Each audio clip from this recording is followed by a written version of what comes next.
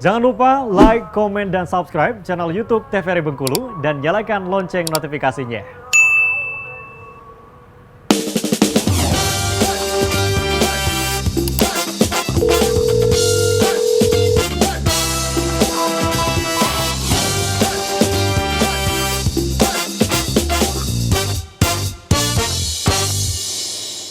Sahabat sehat, terima kasih Anda masih bersama kami dalam Dokter Kito Bersama Kita Sehat. Dengan tema kita kali ini membahas mengenai malaria.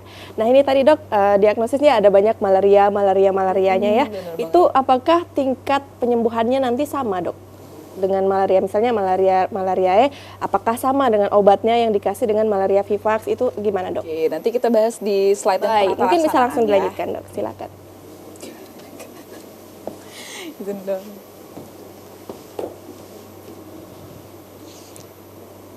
Oke, ini next aja. Sebenarnya ini perbedaan yang tadi ya. Untuk beberapa kita lihat di sini aja gambarannya. Jadi kan tadi ya, ada yang namanya pemeriksaan apusan darah. Nah, apusan darah itu sendiri, dia ada pemeriksaan apusan darah tebal, ada juga pemeriksaan apusan darah tipis. Kalau kita ngomongin apusan darah tebal, kita cuma bilang di sana terbukti ada plasmodium aja. Tapi kita nggak tahu nih jenis-jenis plasmodiumnya itu apa. Jadi nanti akan terlihat gambarannya itu kalau kita bilang Steri-Sky pattern. Jadi kayak darah, ntar di sana ada bintik-bintik merah, bintik-bintik yang banyak. Nah itu polanya namanya Steri-Sky gitu kan. Jadi nanti itu terbukti kalau itu ada plasmodium nih. Kalau kita mau cari tahu plasmodiumnya apa, tadi kan banyak.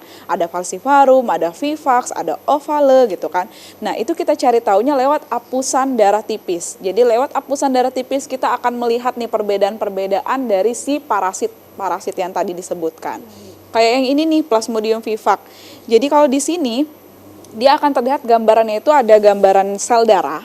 Sel darahnya itu dipenuhin sama bintik-bintik. Sama semuanya sebenarnya banyak bintik-bintik semua ya. Cuma kalau misalnya kayak di ovale, dia memang sel darah bentuknya juga ada bintik-bintik tapi di sana ada fimbre. Fimbre itu kayak ibaratnya rambut-rambut gitu kan. Jadi ini sel darah dia akhirnya berambut-rambut nih gitu. Itu fimbre-fimbrenya gitu kan.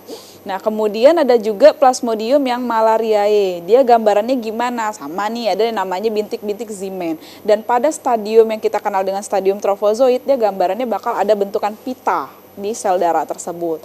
Nah, kalau yang falciparum gimana? Ini sekedar tahu aja ya. Jadi kalau misalnya ada apusan darah, kalau misalnya diperlihatkan nih di bawah mikroskop, tuh ada bukti ya, ada bukti nih bahwa pasien ini kena malaria. Gimana ngelihatnya? Seenggaknya udah tahu. Oh, yang gini yang kayak gini ya. Walaupun kadang yang dilihat apaan sih sama semua, sel darahnya bulat-bulat semua gitu kan. Nanti bakal dilihat adanya perbedaan dari setiap sel darah itu sendiri gitu. Oke, boleh di next. Oke, nah ini untuk tata laksananya. Jadi kalau kita ngomongin gimana sih penata laksanaan pada pasien-pasien malaria, jadi ada obat-obatannya nih, paling bawah ya, itu dikenal dengan ACT. Jadi ada yang namanya artemisinin based combination therapy. Itu apa aja obat-obatannya? Obat-obatannya bisa teman-teman lihat di gambar, itu ada yang namanya DHP. Jadi DHP itu banyak ya, gabungan antara dihidroartemisinin plus piperequine. Dan juga atau kalau misalnya nggak ada DHP itu biasanya kita kenal dengan tablet kina. Biasanya kalau masyarakat hobi banget ya dikit-dikit kalau misalnya udah ngerasain gejala yang ngarah-ngarah malaria langsung minum pil kina. Padahal kan nggak boleh gitu kan. Harus yang dicari tahu dulu beneran malaria atau enggak. Jangan sembarangan konsumsi obat dong ya. Terus gimana sih penata laksanaannya? Jadi ada hari-harinya. Jadi kalau misalnya contohnya nih, malaria yang sering relapse lah ya, yang berulang. Misalnya udah kena malaria lagi nih kita kan. Apa penata laksanaannya? Jadi tadi ACT kan combination terapinya. Ditambah dengan Primaquine nih, yang obat yang di sebelah tuh Primaquine. Itu dikonsumsi selama 14 hari yang Primaquine-nya. Yang ACT-nya, yang DHP-nya itu dikonsumsi selama berapa hari? Selama 3 hari aja gitu kan. Yang Primaquine-nya 14 hari gitu. Terus kalau misalnya yang malaria apa yang dikonsumsi? Oh, ACT aja nih. Jadi memang benar-benar terapi itu harus benar-benar habis dilakukan pemeriksaan penunjang gold standar tadi. Jadi kita nggak bisa terapi itu memang langsung aja nih semuanya dikasih ini obat-obatan yang sama, nggak bisa. Karena ada waktu, ada juga obat-obat tertentu yang harus dikasih. Nggak semua pasien dapat Primaquine gitu. Ya, boleh di next. Oh, nanti dulu. Kita lanjut ke masa evaluasi ya. Jadi kan kalau misalnya kita melakukan pengobatan, kita harus mengevaluasi pengobatan yang kita lakukan. Itu berapa hari kita lakukan. Jadi ada hari-harinya yang memang kita ukur. Hari ke-3, hari ke-7, hari ke-14, hari ke-21, hari ke-28. Apa yang kita lakukan pemeriksaan? Kita lakukan lagi pemeriksaan hapusan darah tadi. Jadi setelah kita berikan obat nih selama ini, dari hapusan darah dari hari ke-3, 7, 14, 21, 28, apakah negatif semua atau enggak? Kalau negatif semua, pasien sembuh. Tapi kalau misalnya pasiennya udah negatif semua nih, tiba-tiba kok ada positif lagi, kita harus cari tahu nih penyebabnya apa? Plasmodium yang mana nih penyebabnya? Plasmodium yang sama kah atau plasmodium yang berbeda kah? Kalau misalnya dia sama, oh berarti ini jenisnya adalah yang tadi Vivax. Jadi pengobatannya gimana? Pengobatannya kita pakai yang relapse. Relapse itu berarti ibaratnya itu kekambuhan. Bedanya di mana? Bedanya di dosis yang nantinya akan dosis Primaquine. Kalau tadi Primaquine yang awal kita kasih 0,25, kalau misalnya kita relapse berarti kita naik dosisnya di 0,5 gitu. Nah, kalau misalnya hari ke-3, hari ke-7, hari ke-14, hari ke-21 atau 28, salah satunya ada yang positif, berarti kita gagal pengobatan. Berarti ini pasien gagal pengobatan dong. Harusnya kan kita mengharapkan dia sembuh negatif semuanya. Kok bisa ada salah satunya kita gagal? Kalau kita gagal pengobatan terapi pertama, kita harus lanjut ke terapi yang keduanya gitu kan. Nah, untuk kasus yang penata laksanaan pada malaria berat, boleh di next slide.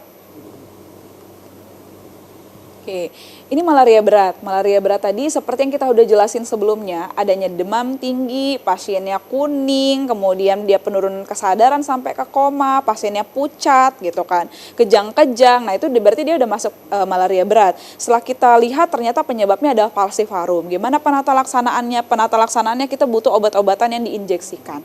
Mungkin banyak teman-teman yang bisa lihat gimana kasus-kasus di Indonesia Timur, rekan-rekan sejawat kita yang ketika mereka mengalami malaria yang tipenya berat ini kadang nggak bisa terselamatkan. Karena memang obat-obatan ini pun kadang susah ya dok ya untuk di wilayah Indonesia Timur. Dan bisa dilihat sendiri kalau di pedalaman kayak gitu kan mereka harus berangkat dulu nih, harus dijemput dulu dan perjalanan jauh. Kadang itu memakan waktu sedangkan dalam proses ini bisa terjadi dalam hitungan hari aja gitu kan. Oke, untuk tata laksanaan dosis-dosisnya nggak perlu tahu, yang penting masyarakat tahu kalau misalnya ada malaria berat yang kita butuh penata laksanaan secara tepat dan cepat gitu. Tepat dan cepat. Iya. Baik dok, ini menarik sekali dok. Semakin ke ujung semakin jelas dan rinci dan edukatif sekali. Nah dok, kita akan lanjutkan usai jeda pariwara berikut ya. Pemirsa jangan kemana-mana, tetap bersama kami dalam Dokter Kito, bersama kita sehat.